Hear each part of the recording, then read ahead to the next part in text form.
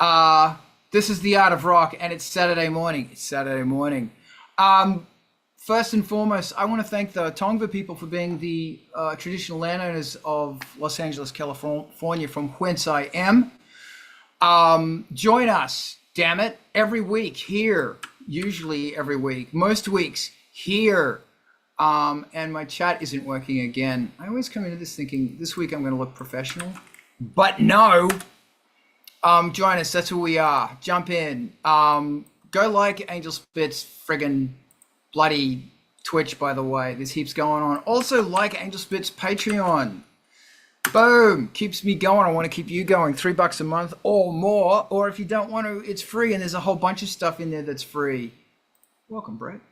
Morning, Adam. The new album by Ice Planet 9000 is called the Nebula Suite. It's dope. Go get it. If you're a Patreon supporter, you get one for free. The new Angelspit album, which I believe Brett exclusively... Did you get my message, Brett? I sent you a message via Bandcamp. Not yet. Read that message because you are... There's a little thing in there that you are the only person on earth who knows, besides me. Oh, yeah, dude. Yeah, so get that thing. Angelspit's new album will be kickstarting soon, and I'm hopefully releasing it, I don't know, August. But it's dense, to say the least. Industrial Incisions playlist is a whole bunch of music that you need to know about. So follow that on Spotify. Remember to check out Culture Vulture's deep dive into synthesizers on Wednesday night. Culture Vulture recently did a deep dive on the Erica Synths Steampipe, and I actually decided to fucking get one. And it's a very strange beast. So, Alex, I blame you for talking me into buying that thing. Thank you, Erica Synths, and the amazing place from where I shop here in LA. That you don't need to know about because it's a bunch of crap. MTV TV is not a bunch of crap. It's amazing. Thank you, Brett. You're a bloody rock star. We're going there after this, and it's going to be the best. Non-stop music from the bleeding edge. Like, I'm serious. It's great. If you want to get involved, if you got a video, send it to them, and they will play it. It's excellent. Everybody wants free bloody promotion. There it is. MTV TV. I absolutely promise people are going to find you, and you're going to find other people and bands and stuff. It's great. They've got a Patreon. Let's keep them going. Oh, yeah. And Razi, thank you for being the best co-host in the galaxy. Yeah, it's a pleasure. Bless you. Thank you, darling. There's Razi's stuff. Go get some Razi. Put some Razi in you. Is that dark? I don't know. No, that's fine. Thanks. I'm good for it. Oh, good. This is a really good thing. That's darkmusic.net, which is kind of like LiveJournal. So go check that out. Go join up. It's a social media thing. Jen, welcome. It's a social media thing, but it's kind of for the goths. And it's a nice little place to hang out and blah, blah, blah. It's good stuff, especially the blah, blah, blah factor. We all love that blah, blah, blah factor. Okay. I'm going to start with a fun one. Why are synthesizers so alluring? Because, you watch these YouTube videos and stuff, and, you synth people can talk. And I thought that this only existed with keyboard players and synth heads, but it actually, you can talk to oboe players. They have a thing. They're going to go on and on and on about oboes and the reeds and all that stuff. The mechanics behind the craft. You talk to painters. They've got a thing about the certain brush, the spray paints they want to use, the types of brush, all how some even make their ink. It's this really fascinating thing about the mechanics behind the art. So because we're into synths, Brett, tell me about your fixation with behind the synths. So for me, it was it started with the fact that I Nine Inch Nails had just hit the scene. I just learned about Skinny Puppy. Here are a couple people capable of producing an orchestra without having a whole bunch of humans. I didn't have options for a whole bunch of humans, to play with. And then all of a sudden I figured out I can make any sound in the world. I can make the windows shake on the second story by starting to mess with sine waves and frequencies and finding resonances within the house. And really, at that point, it's because one, they are a force enhancer of some sort. You know, not only do they sound cool, but they sound cool the way you want them to sound cool. And there's just so much more power to that. You know, I mean, even if you want it to sound like, a mean ass guitar, what kind of mean ass guitar do you want? They can literally synthesize sounds for me. Okay, thank you very much. That's okay. Razi, go. Right, you said force multiplier, and I think that's part of the allure for me right there, that it gets to a two or three of the central fascinations. But also they got blinking lights, they got knobs, there's this graphic design element of the front panels and the, sort of improvisational aspect of making these things and working with the musicians that use them from the designers of the instruments that I happened to vibe with. But they are also kind of the newest thing as far as music technology goes. And if you're on the, interested in science and tech as well as the arts, it's kind of the nexus of those things also for our particular era. I think there might have been other eras where other technologies would have been the fascinating newest thing, but for the past, well, it's more than 50 years, certainly, but electronic synthesizers have been changing rapidly and taking on new features and doing interesting things in maybe to the listener subtle ways, but to the practitioner and player, some very crazy changes. And then back to the first thing, Brett, that you mentioned, and I think it also came up in the chat that these things do our bidding. They're part of a way of taking ideas, transcribing them into maybe ways that aren't accessible, or let's say ways that are accessible in a world of things that weren't accessible. I don't read music well at all. I don't compose using theory, but I do play a part and record it, and then having that option to then turn it into another sound or make a stack of those sounds or have a record of those sounds transcribed as dots on a timeline was very, very liberating for me. Admittedly, at the start, they weren't even dots yet. They were just things in a multi-track sequencer. But that little piece there where being able to change the transcription after the fact and not just record a guitar part. I went from guitar, you can record it, you can't change it that much. Synthesizer, you can transcribe what you just played and have it in tracks and then build a song from it and copy those things natively into song structures and expand on it and still be able to change those parts because the transcription and the instrument sound are separate. That was mind-blowing also. And I know that might seem like maybe another vague or subtle distinction, but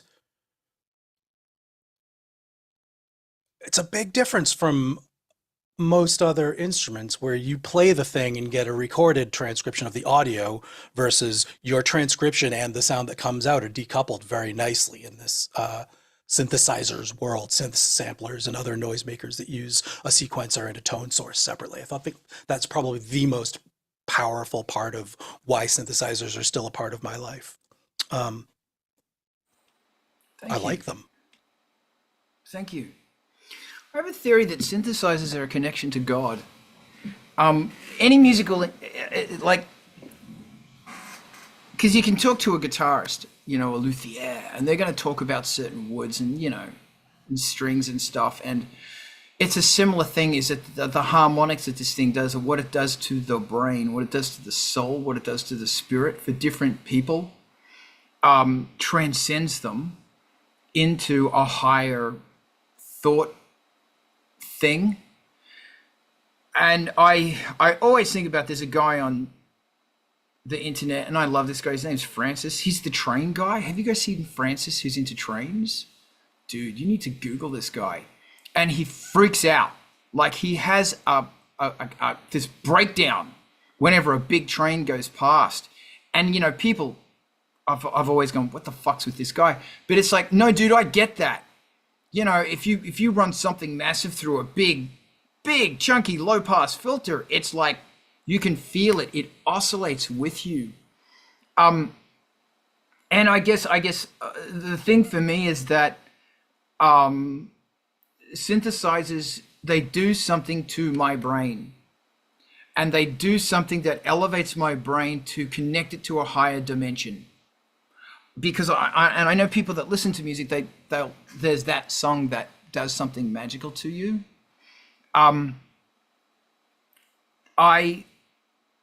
It's just, it's a spiritual thing. It's a holy thing. That's, I think, what I would put this down to. And it's fascinating how there's so much work within the synth community, and so much thought and speaking and every, you know, conversation about the oscillate, of this thing, or the filter of this thing, that is all about the spiritual ramifications, that by using my mind, and I'm separating the division of the human spirit, that the third eye, into the mind that's going tinker, tinker, tinker. That the mind that's going tinker, tinker, tinker is trying to create, refine, find something as good as, better, to increase this holy, multiple dimensional, enlightened response in the human mind. And you don't have to dig very far at all to find people who are like that with Harley Davidsons, who are like this with whatever. But there's something that, and I guess with synthesizers, that's my jam, or maybe just sound in general is my jam. Razi, go. There's a whole neurodiversity spectrum of people that vibe with things really strongly. And I've seen it about weather, and I've seen it about machines, and I've definitely seen it about synthesizers. And I think we're talking about a real connection. But you do, you have to form that. You have to foster it at some point. You don't just, to my estimation, magically vibe with the thing. It's, you have learned how to appreciate and interact with these particular devices in a way from the beginning that gives you a reward later to recognize the subtleties and be able to have some mastery over that recognition and the control that you have over it. And I would liken it to, probably I would not have written as many completed pieces if I needed to score it, get an orchestra, iterate, listen back to the kinds of things that I was interested in doing, where, you know, a bank of synthesizers, or even just a few synthesizers and multi-tracking and stuff, gave me the feedback from the instruments and the ability to impart changes on them with a layered composition that you just couldn't get, you know, without a patron in the Renaissance or something, in an orchestra doing it.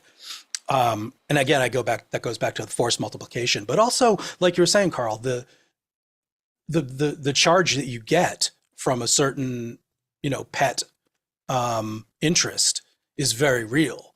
And I think that's one of the great things about electronics and synths, is how, as you're saying, a religious vibration with these things is possible.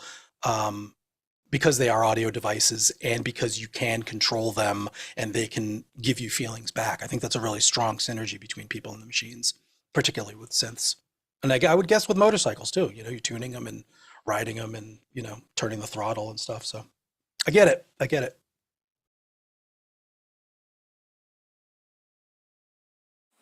Thank you. Yes, absolutely. Thank you. Brett, hit me.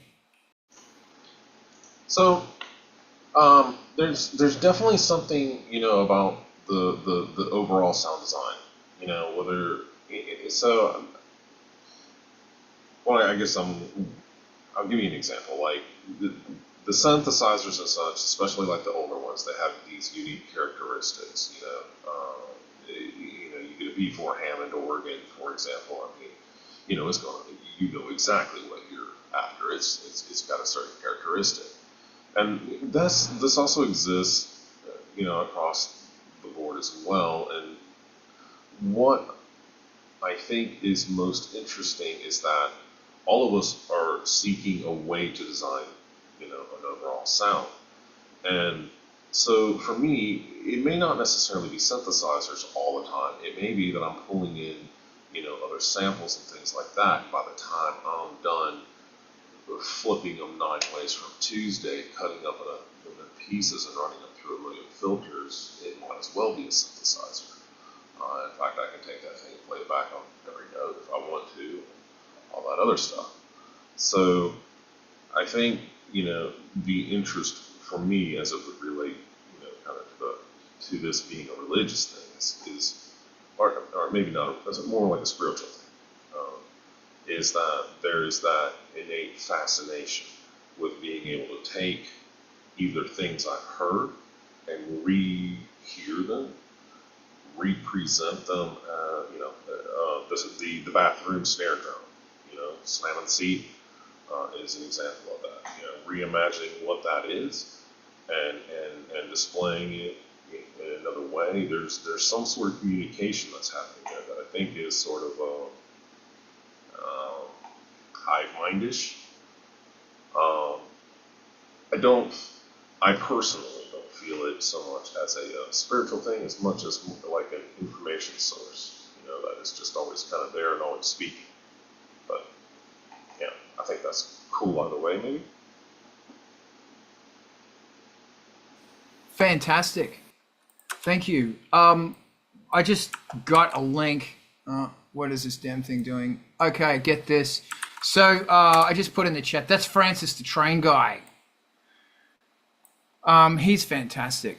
He's like, you watch this guy and I just go, I want that enthusiasm. I used to have an enthusiasm like that. I want it back.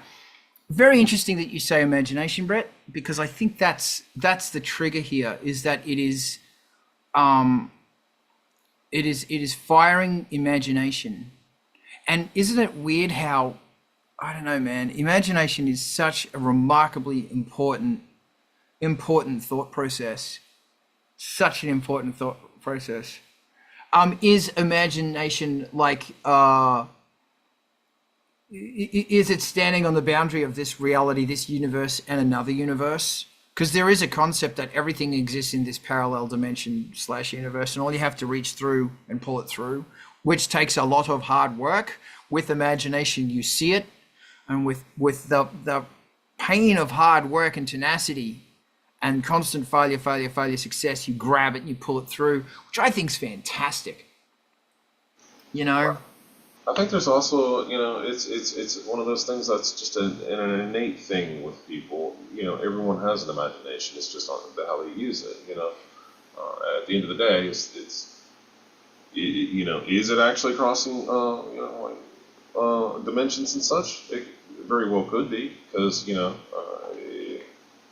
I mean, you might be actually seeing 10 seconds ahead, saying, well, you know, that lion's going to eat me if I go there. It's yes. Just lost my train of thought. Fantastic things that are going on down here in the chats, by the way. Thank you. I heard I don't know how true this is, but I heard somebody commenting that one of the areas of your brain that is in charge of imagination does become it shrinks and calcifies over time, unless you are constantly working it, unless you are constantly daydreaming and thinking and annoying your friends with really annoying songs. It's really funny. I used to hate people who'd make dumb puns around me. Oh my God. But now I sort of encourage it, because I'm realizing that they're exercising a part of their brain that not many other places get to. You know, it's this little problem solving thing that goes, here's something abstract, I can put them together. That's good. So I try really hard not to go, dude, seriously, stop with the dad jokes. I try very hard not to do that. Sometimes I don't succeed, because Jesus Christ, there are some people around me who love them puns, but It's important that they do that. As it is important for you to be constantly coming up with little songs to annoy your friends. It shrinks from TV. Yes, it does. It shrinks from TV and internet and stupid shit. Man, I'm telling you, I mentioned the other week that I've put my phone in the room next door. Man, fucking shit's getting so much better. I swear to God. Frank hates my phone. He sees me with that phone and goes, nah, you're not using that thing around me. We could go on about synthesizers and why they're so alluring all day. We could keep going on about that. Or I could talk about the steam pipe, or we could get onto another topic. What, steam pipe? Yeah, I'm pretty interested in the steam pipe. Is that some sort of physical modeling kind of thing? Kind of. So this is from Erica Synths, and it's a physical modeling thing using the fucking delay thing. Car plus strong. That's the one. And I've always been really fascinated how they use that for physical modeling, because that's very different to the other forms of physical modeling. However, but when you break it down, it's not. Yeah, it's like reverb. Yeah, kind of. It's a very interesting little beast. As I said, I was watching Alex's Vulture Culture do what Alex does, and he did this whole thing on it. And then I watched a few others as well. There's Alex. Go like Alex's channel. I watched a few others on it as well, and it struck me as something that is completely different to everything I have. It's only 8-note polyphonic. Technically, it's only one oscillator, but it's got a reverb unit from hell. I'm obviously program everything without the reverb. Then at the last moment, bring in that reverb. I thought I was going to get it for Ice Planet 9000, but the more I listen to it, it's like, dude, there's some harsh shit going on here. I have not scratched the surface of it. It's funny that, you've got a synth and you twiddle a knob and you go, I know exactly what that's going to do. Like, with an analog, you grab that knob and you know what's going to happen. On this thing, nah. Because this is feeding into this, which is feedbacking into this, which is when you move in the feedback section going back into the feedback, there's a high pass and a low pass. So you can be and you can put an LFO on those things, and that is drastically changing the sound. It's even changing the pitch. It's got built-in pitch compensators on it, which is very interesting. It's pure digital. I don't know how you do this in analog, although it would be very fascinating. Although I can do couple strong on the Bucket Brigade. Bucket Brigade, yeah, I was going to say. But a couple capacitors. It's very different. And this thing is really interesting. And that's what's exciting about it, is it's creating tones that are like very harmonically rich. It can do a thing. It technically doesn't have a VCA on it. It kind of does, but it kind of doesn't, because shit can just ring out and ring the fuck out, and it can feed back into itself. And it's really funny that a lot of the presets are, well, that's a very boring pipe sound. And it's great because you pitch it and you hit your wheel and it'll go into like an overblown situation. But it's and that's interesting. But then when you start taking that, it is whack. It's real, and it takes a lot of fucking around to get an extra sound. And I will say quickly, it's also got an external input, so you can pull sounds into it, and it will be using them as the generator as the source, as opposed to a little puff of air, which is what it's doing. So it can make great pipe organs, great flutes, great bowed sounds, but whack fucking shit. So it's a very curious thing. Here's Frank. Hi, Frank. Talk to me, Razi. I think that one of the interesting things about physical modeling and what you're talking about there specifically is that they can do runaway resonances, feedback loops and stuff. And does this one happen to cultivate that and encourage you to get into weird situations like that? What have you found with it? I found that it's really, I found that I haven't scratched the surface of it. and I found that it's based on, there's a Steampipe version too, which is basically a software version. It's basically the same thing, but it doesn't have the massive reverb in it. And this is the Erica Black Hole reverb, so it's rather dope. But it's I haven't scratched the surface. I really haven't.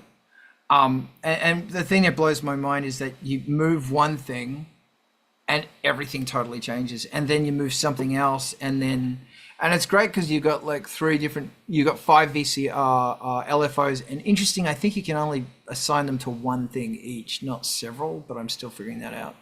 And it's got a whole bunch of different MIDI stuff that you can do, which is great. But it's really interesting. And I bought it because I wanted something that was really distinctive, because everything is now becoming very Moog One-y, that there's so much Moog One. And what the Moog One does is absolutely fucking amazing. But there's some things that it's just, I need an extra voice in there. And I was using the K2000 for a while, and that's great. But this is absolutely not. And I'll say it again, dude. God damn it, I need to get into the Kurzweil more as well. Yeah, Razi, hit me. One of my favorite things about physical modeling, that at least that I fall back on, is that huge timbral shift between the activator and the resonator, so that when you choose what type of thing is causing the impulse to occur in the resonating body, it usually sounds very different than the resonating body itself. So you can get these like really scrape into sustain, or strike with distortion into reverberant sound. And, you know, like that's one of the things I reach for in synths that can do wide timbral shifts, like the PPG wave, where your wavetable has similar things with a noisy, chaotic sound, and then some intermediary waves, and then some more stable, mellow sounds. But I do love being able to blend and control, or be surprised by that drastic shift in, the attack of the sound versus the body and sustain. So it sounds like fun. And you can be running LFOs through all of that stuff, and MIDI control changing and all that stuff, and it's fucking nuts. Alex, welcome. I looked into the Waldorf, but it was a hard no. I just felt this was better, as in weirder. And I also looked into that CS15 thing, because a dude in LA was selling one. I went, oh, it looks nice. But I think bang for buck, and also, the Steampipe one. But Alex isn't wrong. Everybody needs something from Waldorf, at least for a few years of their life. I mean, it's essentially. I've never owned a Waldorf. Software only here, but the Waldorf Attack, one of the early VSTs, using that, it's a percussion synthesizer, but using it as a synthesizer was joyful, terrific sounding stuff. They've got a beautiful sound, and I hope you have a good family meeting and eat lots of pizza.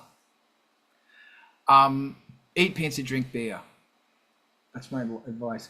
It's very interesting, man. Very interesting. Different manufacturers got such different sounds.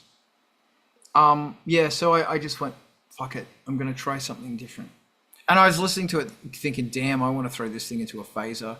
I'm such a purist with synthesizers. Like, I don't want to output flange on an output delay. I don't want to do that. Like, I just want the sound, which is stupid. And I have to, I was fucking with the Kurzweil and came up with this horrifyingly dark, nasty, angry fucking sound. And then I just lathered it in reverb. And it was like, oh my God, that's perfect. And this is another very interesting thing about this thing, is that it's got the pitch compensators in it that will say, dude, wow, you're now totally out of pitch, and it'll clock you back into pitch. It's also got a, because as things are changing, the frequencies are drastically, like 5 notes going up and down if you start pulling lows out or highs out as it's being fed back into itself, because it's using white noise as well, I should say digital noise. It's not technically white noise. It's fucking dope. Razi? I thought it was funny that you mentioned the idea of the synth purism, because really, when you first fire up any synthesizer, the thing to do is dial in sawtooth waves on all the oscillators, put it in stacked mono mode, and do whatever pitch offsetting it'll do among oscillators, and just let it rip on a super saw style patch and pound out big chords if it's poly, and just portamento leads if it's mono, and just listen to the character of that, because it lets you know so much about where it's going to go, assuming it's that type of synth. But really, that's like synthesizer. That's the sound. Alex did a really interesting thing on Wednesday night where he was comparing the Prophet 12 to the old 600. Yeah, I saw that. Oh, great. And just the absolute difference in sound of the squares. Dude, that's fucking wild. Yeah, good fun. Good fun, good fun. We can keep talking about this, or we can talk about something else, and I have a topic. Or we can keep talking about synths if you want. We could fall ourselves into Look, the it's going to come back to synths no matter how hard you push it into something else, right? So feel free on my... It will. for my money. Dude, this is turning into... Here's Ivan. This is turning into Art of Pizza. Jen's eating pizza in Chicago. I wonder if the whole world could be unified by eating pizza. Yes, it could. That's beautiful. Ivan, welcome. Ivan's face. Happy Saturday. You there? Yes. Okay, we're talking about synths. Do you want to jump in before we change the subject? Ooh, what are we talking about, synths? Well, we were talking about why synths are so alluring, and then we were talking about carpal tunnel synths. Okay, they're alluring because they can do awesome things. Keep going. And I got talking about magic. I got talking about magic, and these guys didn't like it. So I need you to back me up. You get instant feedback when you press a button, and either it's something amazing or it's not. But like, you know immediately where you're at, which is great. And if you don't like where you're at, you can go slide a dial or knob and push a button and change where you're at, and now you're in an even different or better or worse place. Thank you very much. I was talking about the magic of how synths opened the world of imagination. And that's what's happening the entire time you're doing the pressing of the buttons and sliding of the sliders and making the change. You're taking control of that world and directing it in your own direction. That's really fantastic when I say magic, and that's your interpretation of synthesizers and magic. And that's great. It's just very interesting. It's great. It's great. One's will, but yeah. Also, I've gotten like 3 hours of sleep, and we went and saw Ministry last night. Fantastic. I think. Go ahead. Al knows how to put on a show yet. Stuff. Jen went to see them as well yesterday. Yes, we were with her. All right, great, fantastic. I'm glad this is happy thoughts. Thank you. I'm glad it was a good show. I can't believe, is he seriously fucking ending Ministry? Apparently, it's come to be that that time and age. There you go. Maybe he should start an ambient band. Yes. Okay, good. Do you want to talk more about synthesizers and why they're so alluring, or do we want to change that subject? Because I've got something fantastic. Go for it. Okay. My question is track order. Yeah, this one sucks a bit.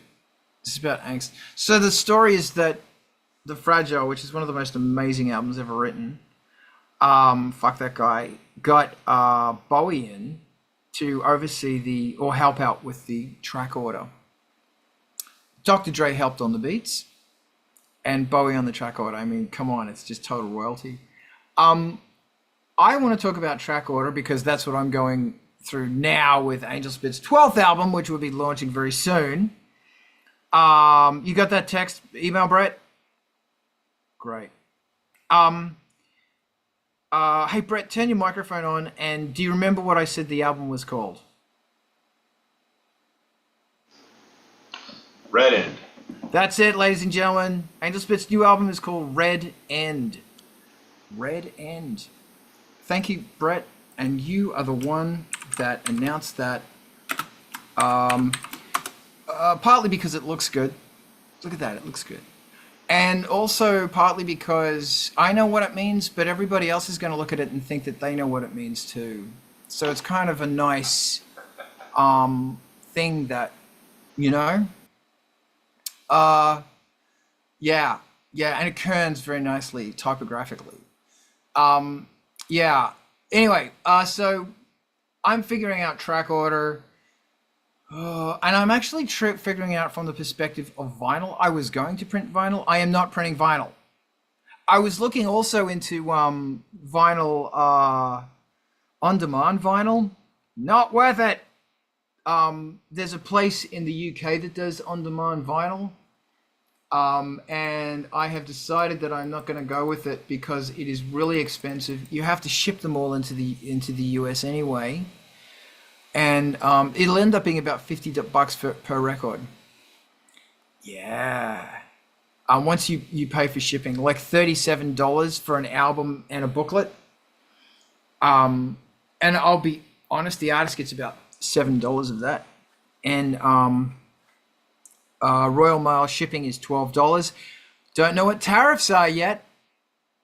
Good news for people in England and in Europe because it will be much cheaper. But I do not have, and it's like, well, if I did that, then it will be a cheaper, you know, I don't have to worry. I'm not laying out several $1,000s. But the good thing about laying out several $1,000s is I can sell them for $15, $20 each. So therefore, if I'm selling it for that and I'm going to make more, blah, blah, blah, blah, blah, you know, but you know, man, I got vinyls, my bed, under my bed, it's full of vinyl records, and it's terrifying when you go, I don't know if I'm ever going to sell them. So making vinyls is cheap. Making is a good experience. It's not cheap. And it's also that if you do it, you've got to do the artwork for it, because like you got nothing to lose. And it's going to be $7. You're going to make $7 as opposed to losing $3.5, $4 grand. So economically, but the thing about it is that I don't know many people who are going to afford that, you know.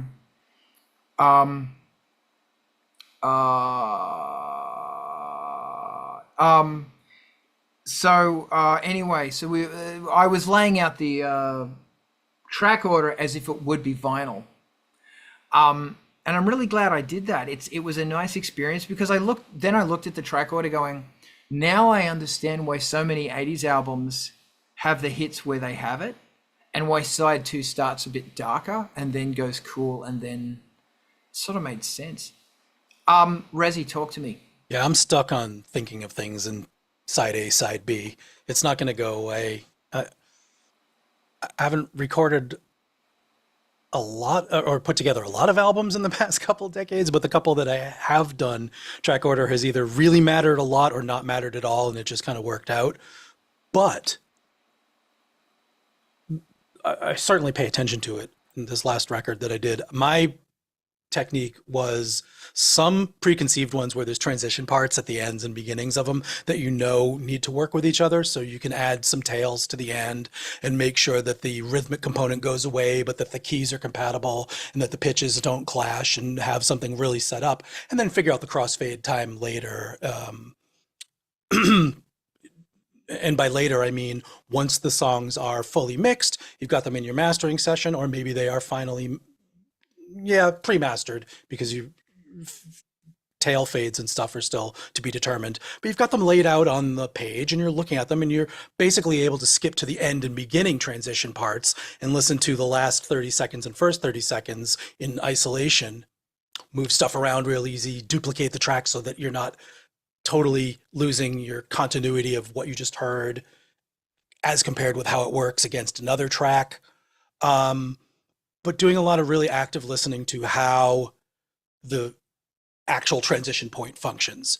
And once you've figured out a few of those, you really do have to listen to the whole thing, which this stuff takes time. Like, you got a 45-minute, hour-long album. You kind of, at some point, do have to go through the whole thing a few times.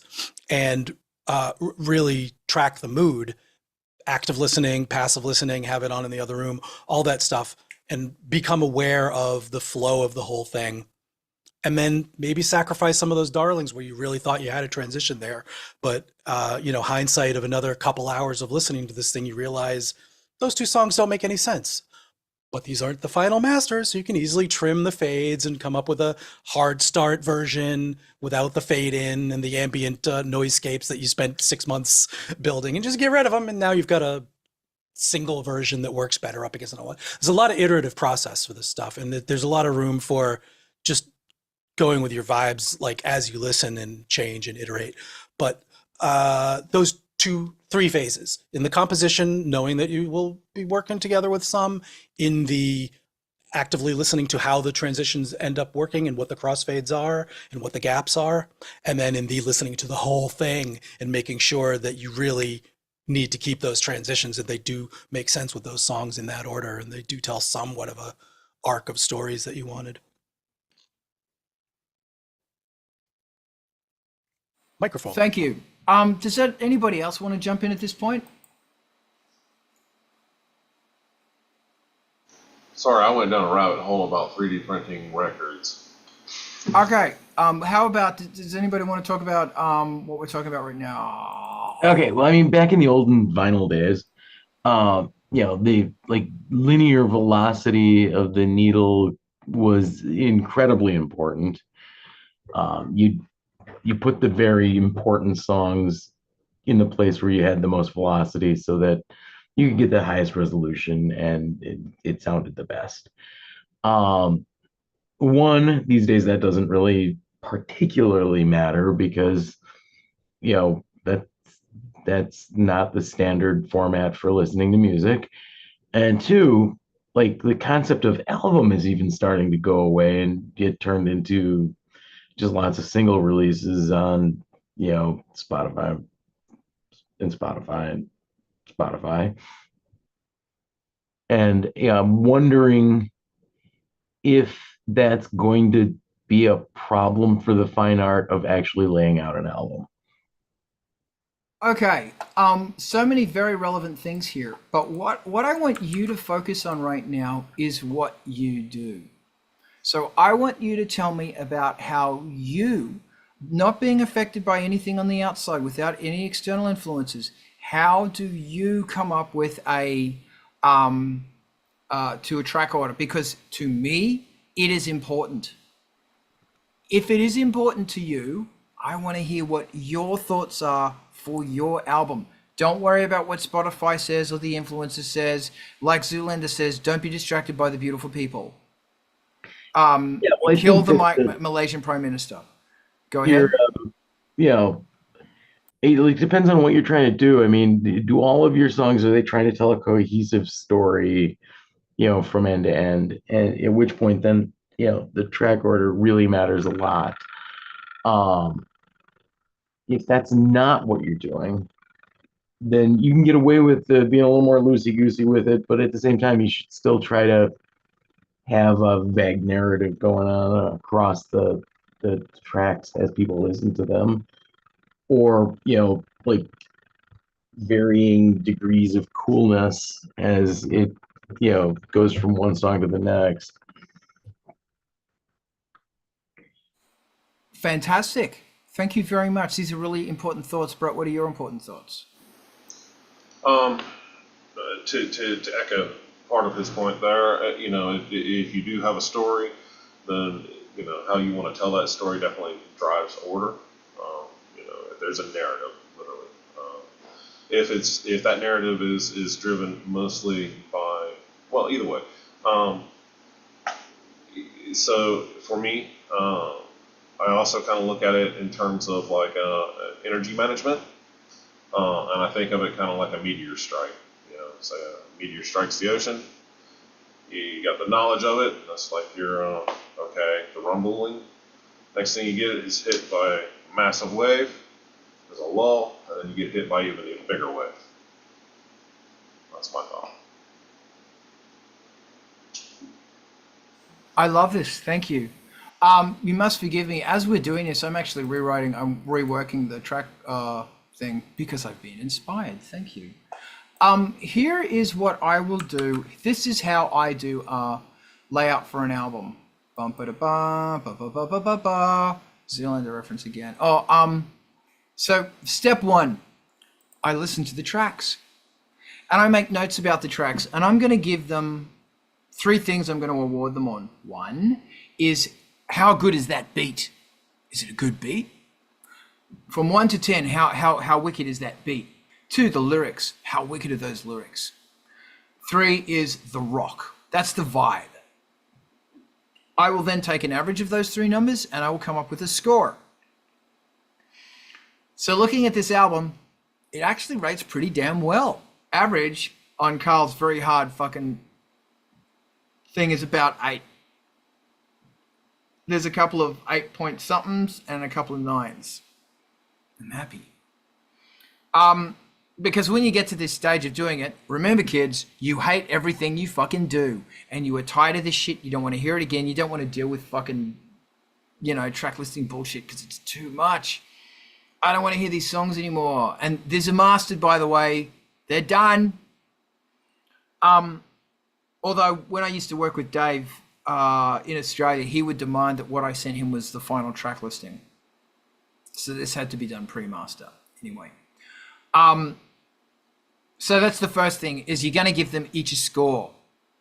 Yeah, score's going to move a bit, don't worry about it, but it's a rough guideline. Second, you're going to make a note about the song, about how does it make you feel? Does it make you feel like this is the opener to the album? Does it make you feel like, that's interesting, end of side 1? Does it make you feel like, holy shit, back to side 2? Is it a hit? Or is it, okay, this is how we're finishing the album? Or is it one of those ones that kind of go in the middle? So when you start doing a pencil illustration like this, you start getting a feeling of what's going on. What's really interesting about this album is that the song that I really thought needs to be an opener is not an opener. It's the second track. That's another thing, is that you got to open with a banger. Don't fuck around. Track 2's got to be a single. Track 4's got to be a single. Track 3 is I just hit you with a single, but I'm going to hit you again, getting you ready for the next fucking single. And also, whatever the first track is on side 2's got to be a single or something interesting. And there's got to be another one in there as well. So once you have these ebbs and flows of the energy of it, interestingly, Razi, I'm really grateful what you said about keys, etc. But I never listen to the keys. I don't take that into consideration. Just because I probably really want to, if I can hit somebody over the head from, I went from an E, this one's B flat, I'm going to, like, really harsh stuff, I'm going to do that because that's the objective of the exercise. It's the end song to me that is difficult, that I usually leave an Angelspit album on a bit of a something introspective. On this one, I'm leaving it on, I believe it's the best song I've ever written. It's the ultimate fuck you, because fucking I was listening to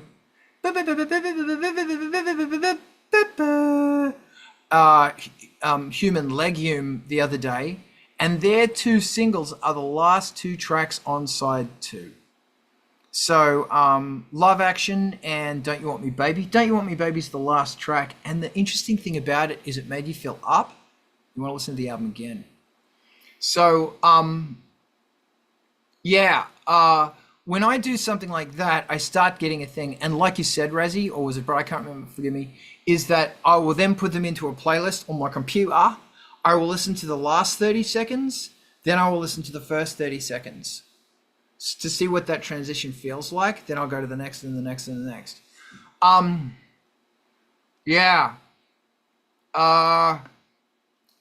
what do you think?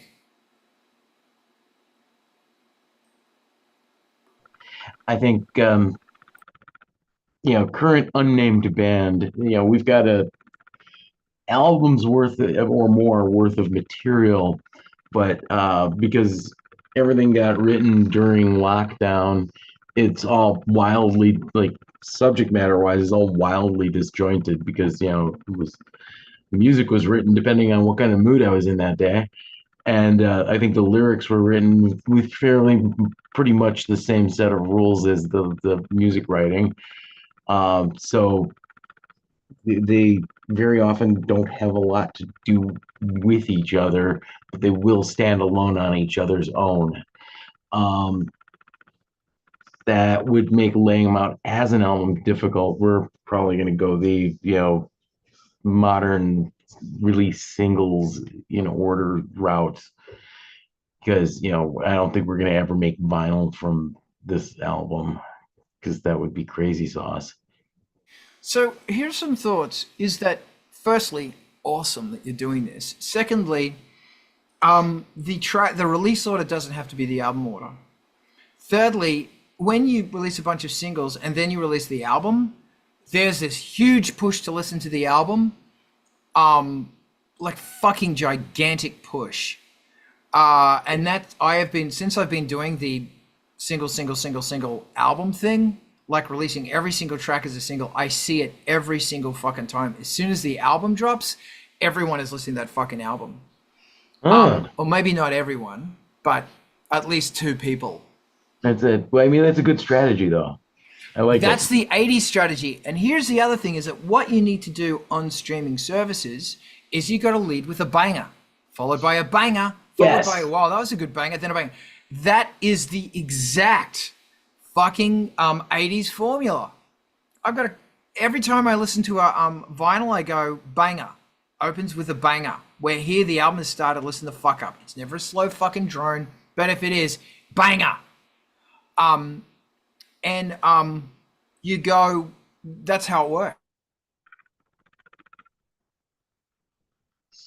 Oh, Carl, you're glitching, so I just wanted to jump in and say one that weirdly comes to mind. Is it Peter Murphy's Deep, where he starts off with that sort of choral thing and goes into a kind of a mellow song? I don't know why this comes to mind, but it's That sounds like Deep. yeah, like the track is called Ah, and then it goes into well, whatever. It's not the most energetic song or the single or anything, but it's like a really cool way of sliding into the into the album. It came to mind. I don't know.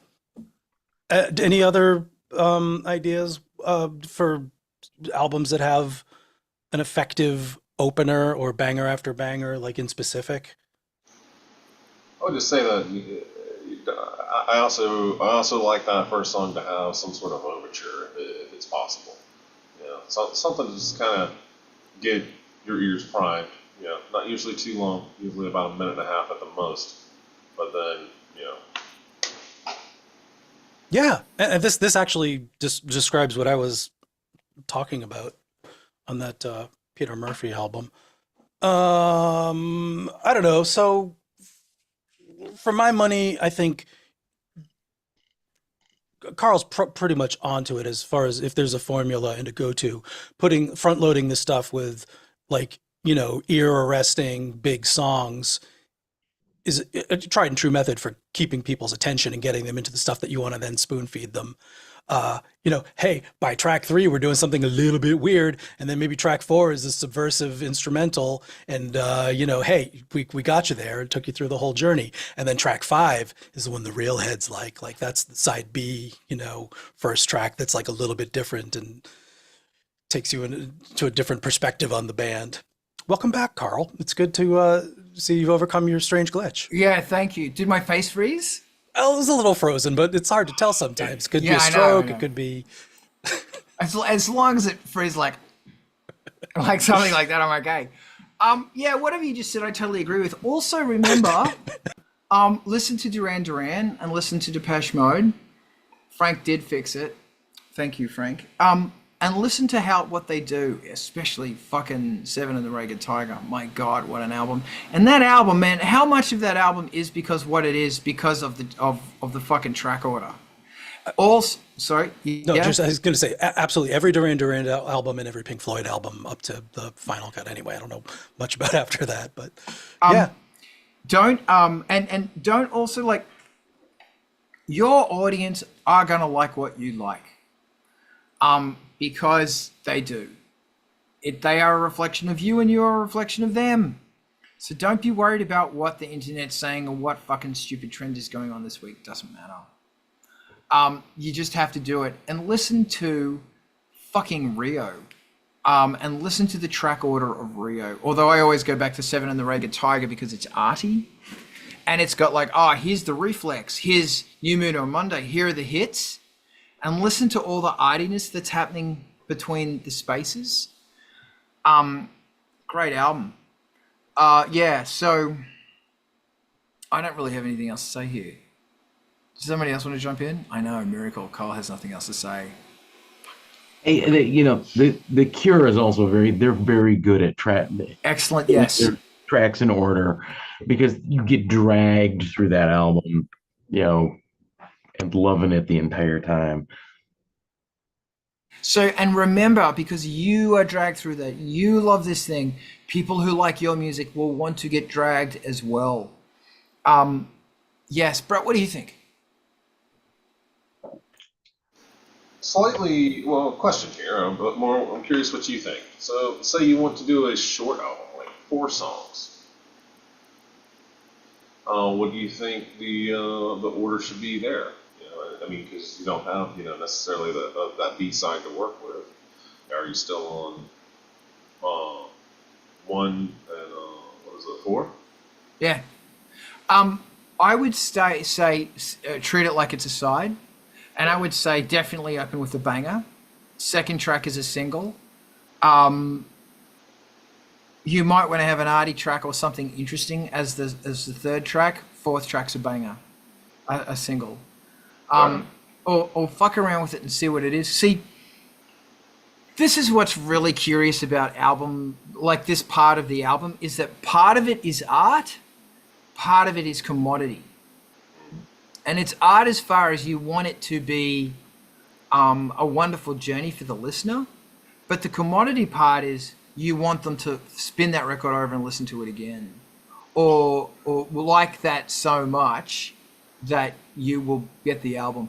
And look, I'll tell you, man, record, the play track order can make or break a record, I think. Because a lot of people listen to them in order. Yeah. And I have the stats to prove it. I think, for Angelspit, it's not I think, I know. Oh, yeah. People listen to the albums in order. And if they do it for me, they're going to do it for a lot of people. I mean, like, every time I don't just listen to Tormentor, I listen to all of Do Dark Park. And if Skinny Puppy comes on, I have to pick it up from that album. Or I have to grab that whole album and pull it on. Same with Frontline Assembly. Yep. Same with Manson, not so much Nine Inch Nails. Neubauten does that for me. Yeah. And Neubauten is such a fascinating example. Kausterluga is a track order tower that's an edifice. Perfection, yeah. And it's incredible how they mix manic terror with bizarre, gentle, atmospheric, weird. It's fascinating. And when you listen to it, and Radiohead. Fucking Radiohead, yeah? So it's important. I'm talking so much right now.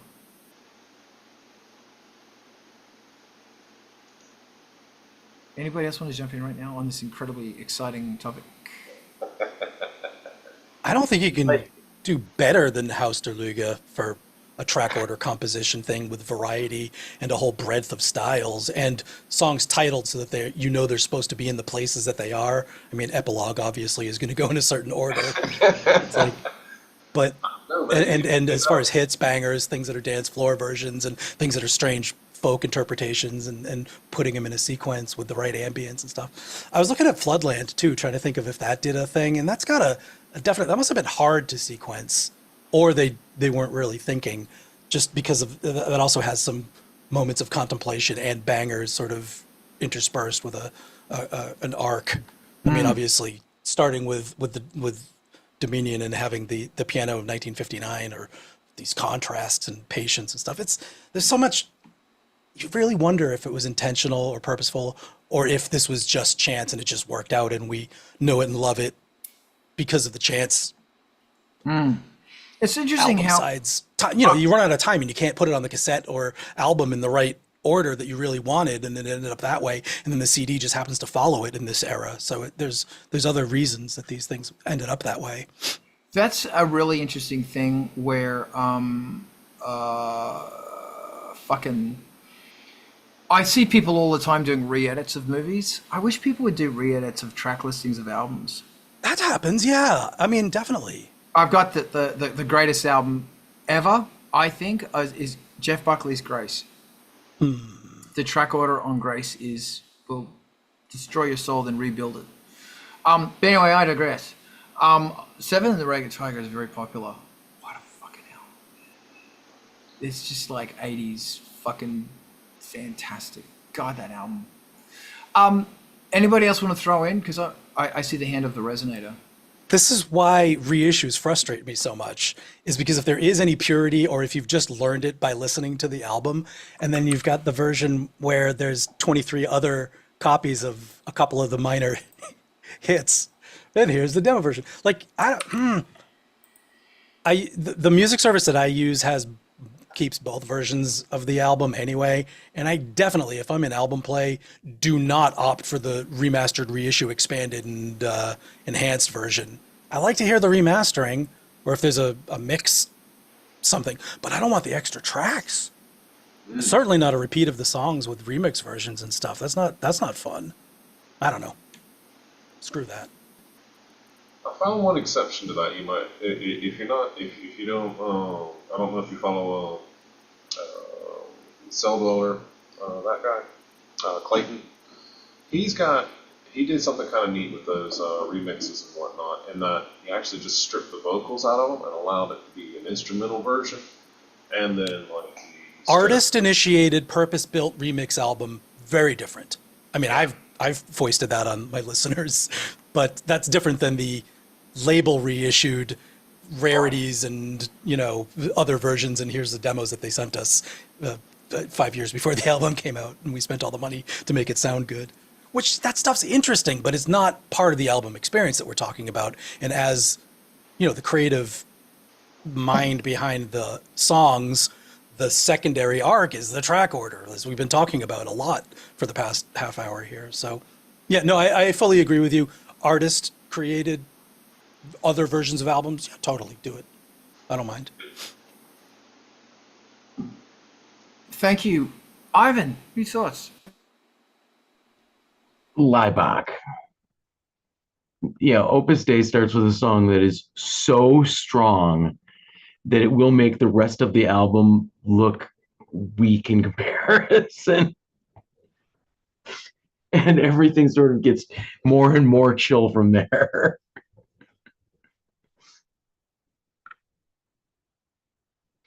So they're not exactly playing by the rules, but they never play by rules. So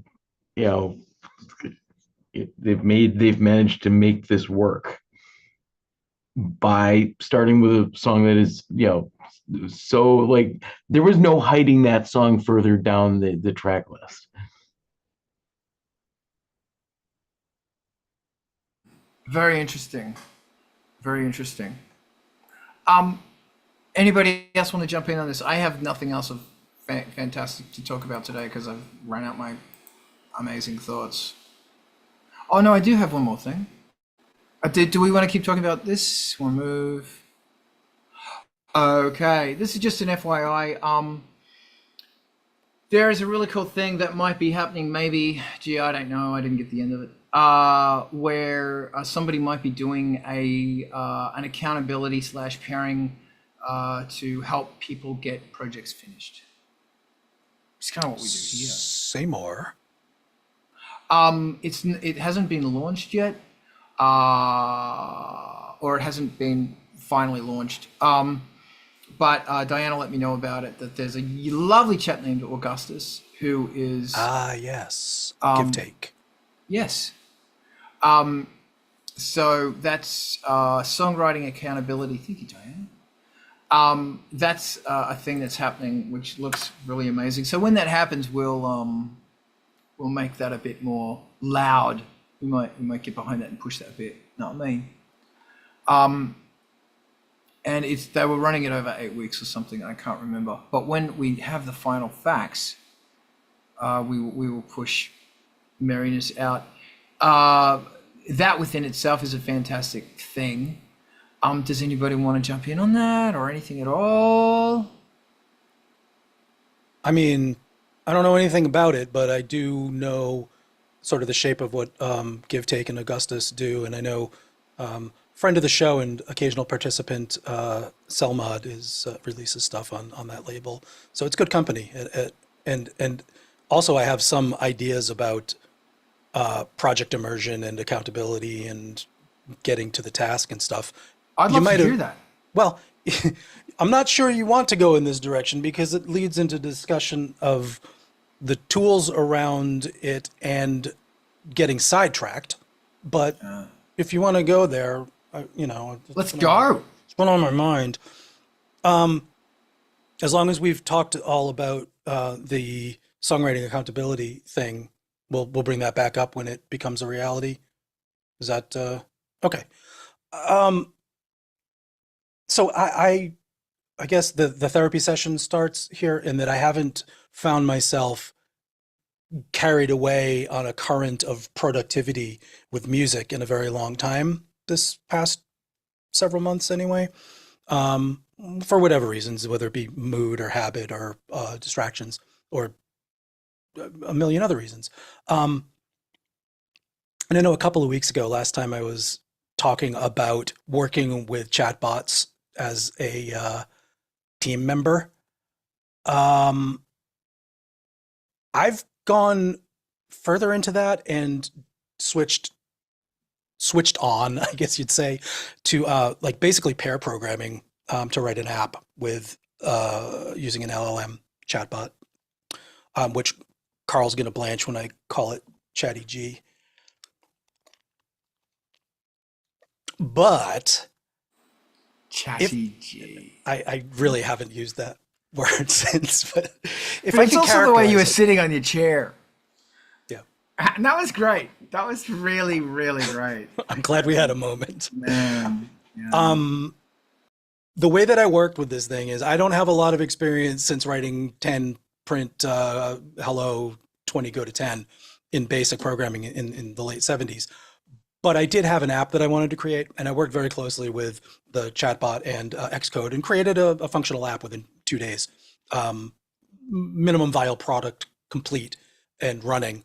A pretty basic planner thing. And this does fit right in with day planning and project management and stuff because that's what this app does. And it does it in a visual way that I've always wanted. But I am going somewhere music with this specifically. There is going to be, there isn't yet that I've seen, a talk to the bot and come up with your tracks version of opening the DAW to start a song. And I don't know if I don't know which apps do it already. I'm sure they do, because the fidelity with which you can say, hey, Chatty G, my app should be a horizontal timeline and have blue dots and span this, and it should react in this way, and it spits out a functional app. That should exist for a song. Hey, bot, I'm thinking of a moody piece in D minor with a tempo around here, and here's the instrumentation. It's got some textural synths, and I'm going to add guitar. I'm going to play it. So set up my track listing, put compressors on every track, but the string ensemble that I used 5 months ago, I want to pull that out, get the samples in order, set it up. No EQs on tracks 1 through 5, but let's get a kick drum and a snare drum. And it spits out a project and opens it in your DAW. And then you say, no, let's rearrange this. And you do in a verbal or typing style, speech or typing, to get this thing sculpted into a point where you're now really in a flow state. I was in this case with my programming project. And I find it interesting and exciting, the prospect. And I was hoping that either somebody agrees that this is, yeah, those are real musician tools. We're saving steps. I mean, duh, that has to happen. Or, yeah, of course, this app already supports that, so just switch to it and start doing that. Or, no, that's fucking anathema. Don't do that. Now the computers are taking over. Who's got a direction from there with this? I don't have a firm one. I have bits and pieces that I use. So I use FL Studio. One of the things that's included with that is a very large sample/loop library. There's other tools in there such as chord generators. Well, they're actually more functional than a chord generator. They'll straight up do randomizations and whatnot, and those are often bases for seeds and things like that. What you're talking about, though, I don't know of in that full context where you're sitting there going, like ChatGPT. Verbally, collaboratively, Right. textually, ending up in functional tracks that are still manipulatable in the same way that you would if you drew the dots. Would think you would have to chain that to an LLM that you could pull down to your actual system. You know, probably like one of the earlier versions of GPT, and train it against your environment at that point. I don't know how much. I'm ready to open up the APIs for Ableton Live and get a trained model that works with it. Like I'll do that starting as soon as I've finished this previous project and never make another song again because I'm now a programmer. But I got to say, it works for flow state. It works for getting into a project for me. And I've said it before about extolling some of the virtues of these are glorified search engines from my perspective. They are way better than saying, how do I, and getting a page of results and having to sort them yourself. This is all of the results distilled into a pithy, sometimes a bit glazing response that can then generate the actual project and the actual functional code. And you hit build and it runs. In the same way I want to hit render for my song and now I've got a tune. I don't want to talk to that website that makes songs. That's not useful for me. That's not fun for me. There's no flow, there's no creativity, there's no engagement. You may have some iteration. I want the thing to be a professional tool in the same way writing on staff paper, noodling on guitar, drawing the dots on the piano scroll, turning the knobs. I'm just doing it by saying things. No, the synth should be brighter and be on eighth notes, but with accents on the off eights. Do that for only the choruses and give me a variation on the second chorus. Thinking, reasoning, generating file. Boink, I've placed this in Ableton Live. Go check it out and tell me what you think. That's the conversation I want to have. I like working with the computer in that way. Sorry, Ivan, it looks like your hand is up and I'll Yeah, defer no, to you. that would be a way more collaborative use of an AI, which is probably not always the wrong thing to do, but you know, like especially now that we live in a world where most musicians are working by themselves, they're often missing the collaboration part of being a musician. So you kind of need the technology to step up and at least attempt to take that place. And I And think this is so, the shit work part of it too. yeah, it is. And like if you get that right, it would really, like, it would be a benefit, across the board. And then, underneath of that, you've got the whole realm of like, how do you project manage making music? And that's just another comment. It's like, okay, we've got 3 versions of this song. Please keep track of them and write me an email tomorrow that says you liked version 2. Remember to work on it. And then That kind of stuff. like understanding breaking it down into something that you can sprint is kind of Scrum, useful. Yeah, agile is the buzzwords. like your morning stand up with yourself and the computer. But like, at least you're thinking about what it's going to take to finish, a song and album. And that's useful. Thank you. Carl, if you don't mind my saying, the thing that comes to mind is when you say, I fucking hate writing lyrics. Does this make you hate the idea more, or does this give you any sense of that, yeah, that could be a collaborative thing? I'll get to lyrics. Firstly, Chatty G. Can you hear Frank? Yep. Come here. Okay, so I think it's a great idea. The concept of, for want of a better term, having an intern. And if you could put a beginning script on this thing saying, first make sure everything works, that would be great. Also, if you got like 3/4 of the way through, or you got to the point where you're starting to dedicate stuff, if you said, can you put my basic EQing and compression on everything? That would also help. And I know that so much of this stuff is part of the automated mix, but it takes time, and I don't mind doing it, but then again, if I had a little bot doing that for me, it would be great. As far as lyrics go, this is a very interesting idea, because if there was a part of this thing that said, okay, I want you to go through my lyrics, and I don't think the AI exists that could do this specifically for my lyrics, because they're a fucking disaster, and to say, I want you to get all the lyrics that have this theme about them. But that would require interpreting, because I just write ideas, like one-line ideas down. And that's what's difficult for me, that you read them and they say, what I'm saying is, holy shit, this is a great idea. And if you could then say, give me 40 lines, 50 lines from my lyrics, extrapolate 50 lines that have something to do with topic X. That would be amazing. Because that's what I have to do anyway. And yes, a part of my decision-making process is there, but it's very arduous for me. Nevertheless, I would probably be going through anyway and doing it. But, look, maybe not, man. So much of my... yeah, I could, but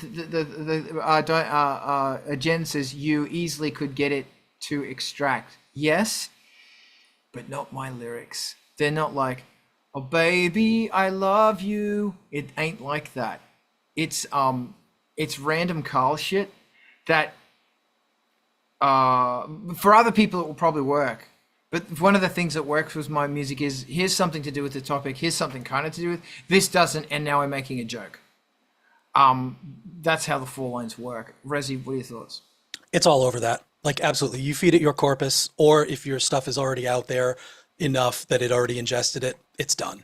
Exactly what you just asked it to do, it will dutifully do. And you may not like the results, they may not be exactly what you wanted, but there will be an interpretation of exactly what you just asked. If you say those words to any of these large language model chatbots, it will surprise you and perhaps frustrate and or delight you in turn. But we're at that level, definitely.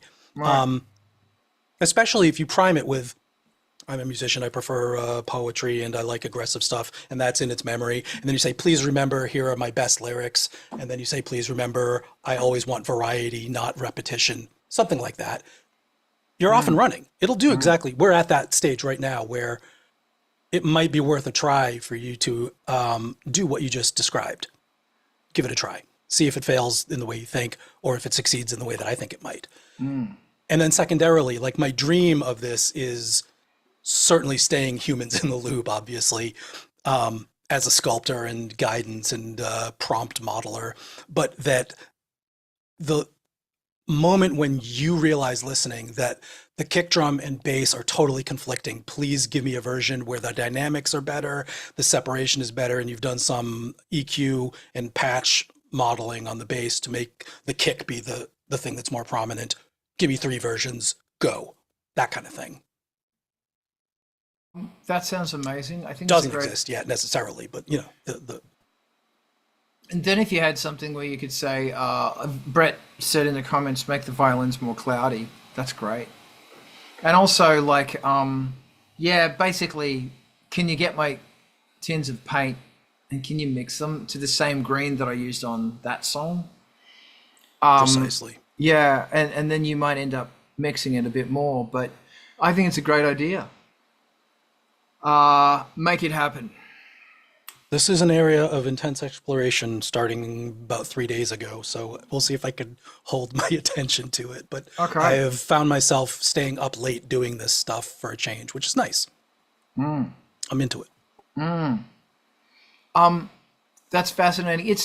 This does, for me at least, bring in a really interesting question of, like, how much of the toil is part of the process? And I don't know. My honest answer is I don't know. With the toil, is it actually toil and I'm wasting my fucking time? Or is this all feeding into the creative process? Like, for example, I do not want an app that will hook into one of my synths and say, and I say, make me a sound that sounds like this. I don't want that, because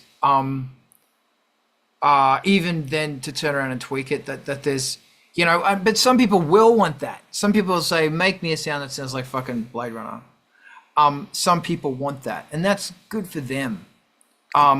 One of the strongest features of this is the variability, and never do you give up your knobs in this discussion. You know, your hardware synth is still right there, right within reach. And it doesn't take that away. It adds other dimensions. This I think it's a process great idea. I'm imagining. Yeah. But it's the interesting thing about, and like, I think it was Ivan said, someone said that also having a thing saying, okay, this song is, you know, that the Carl's fucking percentage checkbox where it goes through and adds everything up. Having a thing like that, like, you not only do you need an intern, but you also need a project manager, because most musicians suck at this. They really suck.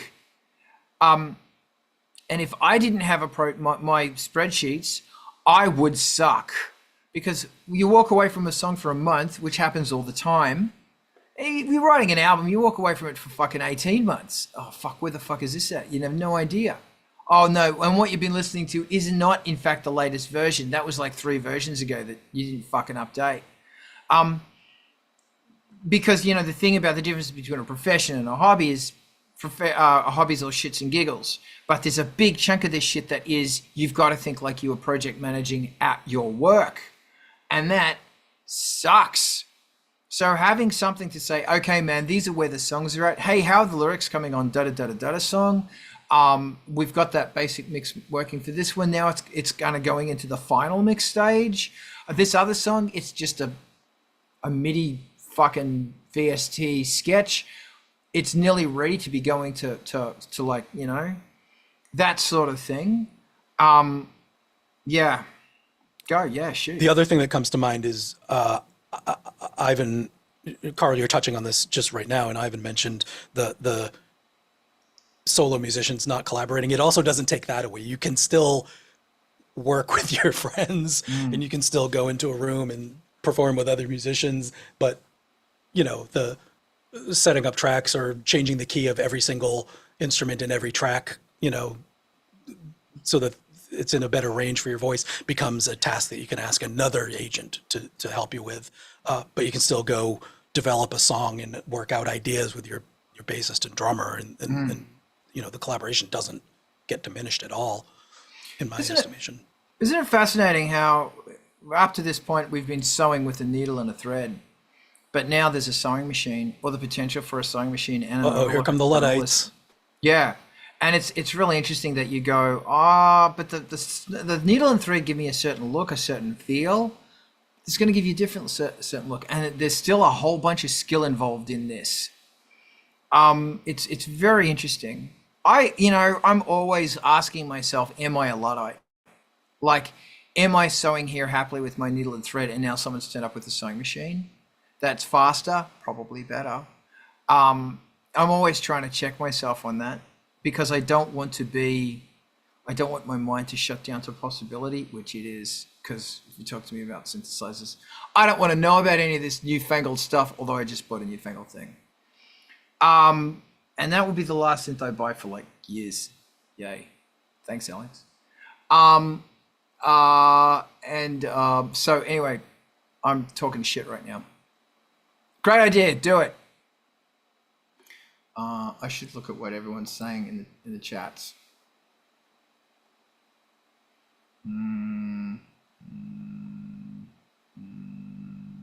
No, it's just really interesting. It's just fascinating how it's the loss of control, isn't it? You know, that's what people fear, is the loss of human control and human contact. Yeah, until you start using these tools. Like, I can see that from an outside perspective, but I feel a sense, this particular task that I'm doing, like I said, writing an app with a chatbot in Xcode, Swift UI, I feel more control than I've felt on most projects, just by dint of the conversation that I'm having with the agent. I'm saying, please change that. No, I want it to lay out in this way. causes a jumpy scrolling condition, and I don't like that. Let's make it smooth scrolling. So switch to a way of interpreting the scaling so that it's smooth. Like, it is iterative creative control just using word languages because I don't know the coding language conventions. Like, interesting phenomenon there, but I do feel a sense of involvement and control. And I would want that in my music version of this, 100%. I'd need that. Diana just said in the spreadsheets. Yes, absolutely, spreadsheets. And I use lots of spreadsheets. So my question is, what's the difference between using a spreadsheet and an AI, really? You can throw your spreadsheet at the chat bot and it'll look at it and interpret it and do things to it and act on it. And, you know. Another really interesting thing is that before we went live, you and I were having a bitch about how much it sucks working in a corporate environment, because big hi to all my clients, because working for those people, that's you, fucking suck, because you have no fucking idea. And that's a really interesting thing about, you know, when you start utilizing an AI, is that can that help bridging the gap? You know? You need your same amount of emotional intelligence to bring to bear, because if you just take stuff out of it, people clock that all the time. Like, our government has written stuff straight out of the chatbot and pasted it into legislation, and people call them out on it. It's a known phenomenon. So, oh yeah, I'm not actually talking about, like, I'm talking about the actual process. I'm talking about the actual management side of things. Yeah, no, I think we're still on the same page. I just had to derail a little bit. But yeah, a way of interfacing between a world that you know and you're comfortable with and a world that you are very uncomfortable with and don't know. Yeah, there's a way to make this tool help you with that. Because like, I am increasingly asking my autopilot, like, I'll write something and I'll say, autopilot, how do I make this sound more better? And I found if I say, how do I make this sound more better? It gives me a better response, because it goes, this guy's an idiot. But also, I'll also say, how do I say this without sounding like a complete cunt? And I will say that. And in that situation, it's funny. Normally it goes, oh, I don't want to. But then it'll go, oh, okay, sure. Yeah. I could say, how do I say this more politely? But I'm not going to say that because I'm a complete cunt. No, I think you've answered your own question in that beautifully. I think that's an important tactic, is how to let the bot agent know who you are and who your audience is and what you're expecting it to do. Yeah. Like, that's a kind of emotional intelligence I'm talking about. That's you still being involved, not just saying, selecting the business version from the pull down list and letting it do its thing. Like, using your own words, and hopefully this agent knows you because you've used it and it's adapted to you saying cunt a lot. You know, it changes the nature of what it does. And another really interesting thing is I'll have this thing and I'll say, how do I make this shorter? Like, how do I say this thing, but more shorter? And that would be interesting also if you said, okay, my song is too much of a wank. How do I say the same thing shorter? And if it came back and said, that 16 bar thing in the middle, have a 1 bar break and go into verse 2. You know, and stuff like that where it connect. Yeah. Brian Eno steps in and he's got, hey, here's your fucking card. Like, you know, whatever it says might not be the right thing, but if it was the thing that was right for you at the moment and you act on it, then it was just the oblique strategy you needed. And I think that's a perfectly acceptable way of looking at these tools, these imaginary tools anyway. All right, thanks, Brett. Somebody actually once said that I have a habit of getting overly polite when I'm really stressed and really angry, which is a good thing, I think. But then I kill them. No, I don't. I do eat their flesh, though. No, I don't. I'm just kidding. This is a great conversation. I'm really grateful. I want you to continue on this. Of course, you're going to. It sounds bloody awesome. And then that's all going to nicely lead into the bloody thing that Augustus is setting up. And indeed, we're doing all the time here at Art of Rock, talking about the process of not giving up. Does anybody else have something they want to talk about, or do we want to call this fantasticness and stream on over to NTV TV? I'm seeing thumbs. All right. Thank you. And Diana, we're going to be rating in a few moments. thank you so much for joining. This has been great fun. It's here every Saturday, almost every Saturday. So go and like the Twitch because we're going to make more madness happening. And thank you to Angelspit's Patreon. We're going to keep each other going as always. As little as $3 a month, and if you can't afford it, it's fine. It could be free because a lot of this content is free. And that's the new album. Go get it. Go have a listen. It's also on streaming services, the Nebula Suite. I'm very happy with it. New Angelspit album called Red End is on the way, well and truly. Just got to work on the cover art. Industrial Incisions playlist is mighty. It's there. Go and like it. And if you're in the Patreon, will you please send me your damn tracks so I can add it to that, and you can also pimp it. Wednesday nights, you are going to be scum cheersing with Alex on the Vulture Culture playlist. Very, very, very informative. Very, very, very inspiring. I've got stuff out of synths that I already own that he's not talking about that has been really creative and brilliant and fantastic. Razi, thank you for co-hosting. You're bloody legend. Love being here. It's always a pleasure, and thank you. A pleasure. We are now going to bugger off to MTV TV. If you have something that you want to play on MTV TV, booyah, email them, and they will play it.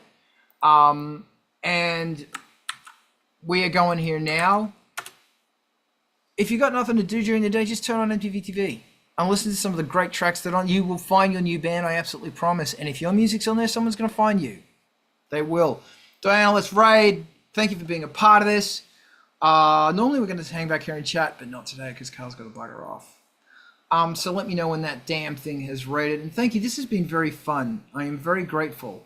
Raided. Yay. Okay. We're done. And you bloody rock. Real quick, Carl, before you jump.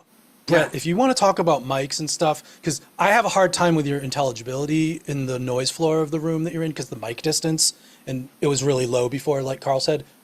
I don't know, maybe sometime external mic up close? Yeah,